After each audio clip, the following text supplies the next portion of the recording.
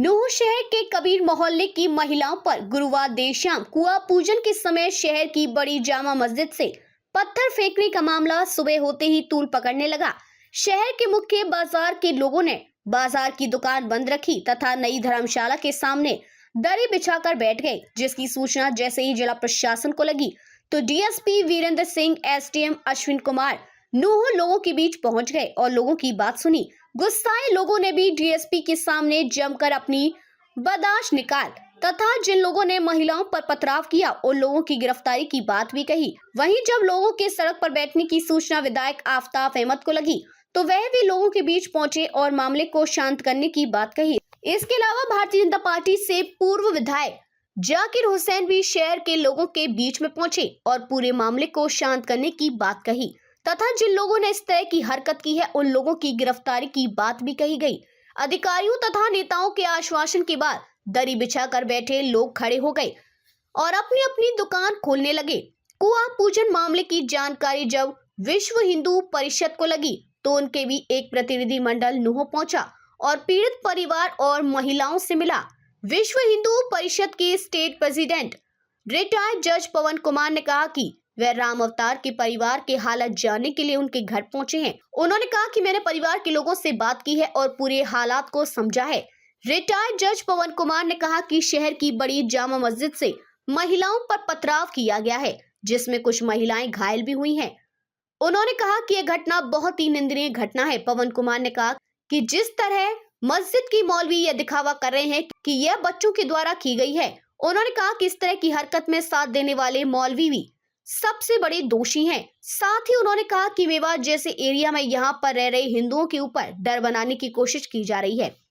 यही है जो कल इशू एक हुआ था यहाँ, उस पर हमने एफआईआर लॉन्च कर दी है।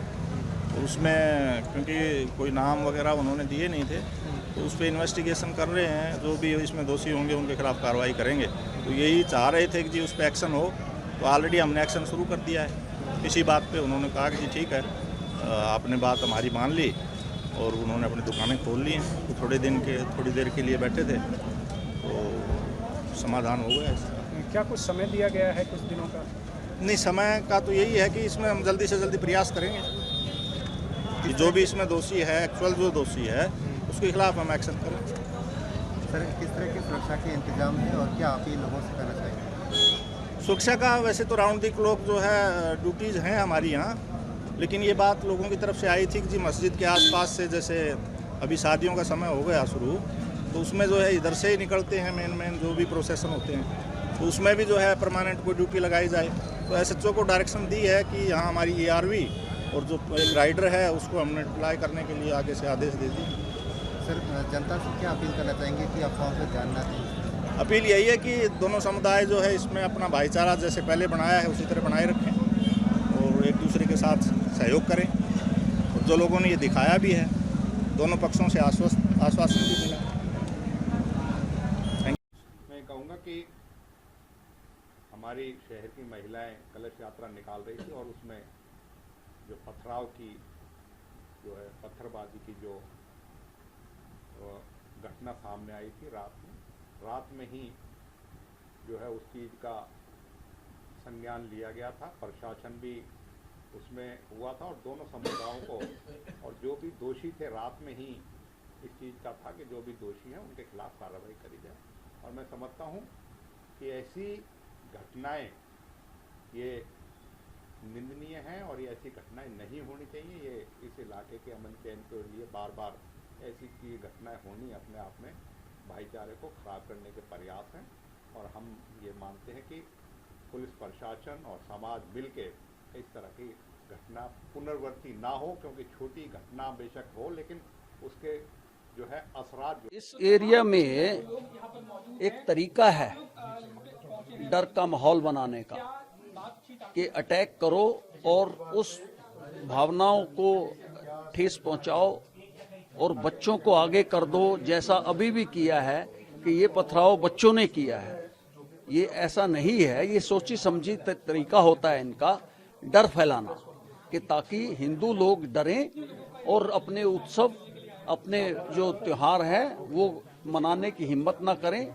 और जो यहाँ का माहौल बना हुआ है शुरू से ही कि डराओ और ताकि हिंदू अधिक से अधिक डर के मारे पलायन करें। ये सोची समझी एक षड्यंत्र है।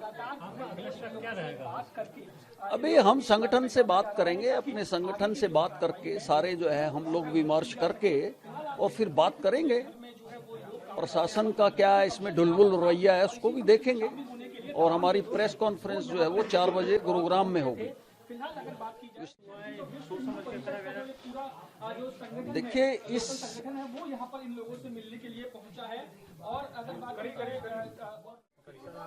एक परिवार से मिलना है, क्या था पूरा मामला? मैं यहाँ नू में राम अवतार जी के परिवार में आया हूँ इनके हालात जानने के लिए, क्योंकि कल रात इनके घर में बच्चे के जन्म के उपलक्ष्य में हमारे हिंदू समाज में कुआ पूजन जो है एक धार्मिक जो है उत्सव होता है, एक धार्मिक पूजा होती है। उस पूजा के लिए 20 से 25 महिलाएं परिवार की और कुछ से बाहर से आए रिश्तेदार बहनें जो आई थी वो कुआ पूजन के लिए जा रही थी।